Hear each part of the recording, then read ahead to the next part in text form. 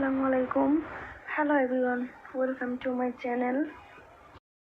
আজ আমি আপনাদের সাথে শেয়ার করব পারফেক্ট ভাপা পিঠা রেসিপি।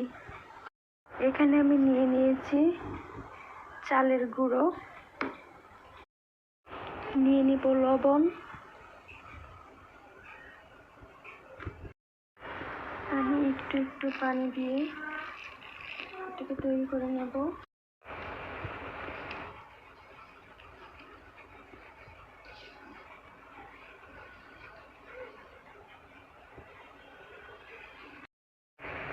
দেখুন কত সুন্দর হয়েছে। এখন এটাকে আমি চেলে নেব। চেলে নেওয়ার পর কত সুন্দর হয়েছে দেখুন।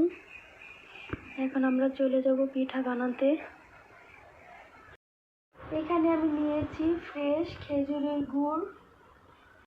দেখুন আমি একটা পিঠা ভরে নিয়েছি। এভাবে আমি সবগুলা পিঠা বানিয়ে নেব।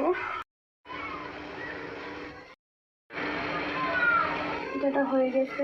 দেখুন আমার সবগুলা পিঠা বানানো হয়ে গেছে, আর পিঠাগুলো দেখতেও কত সুন্দর।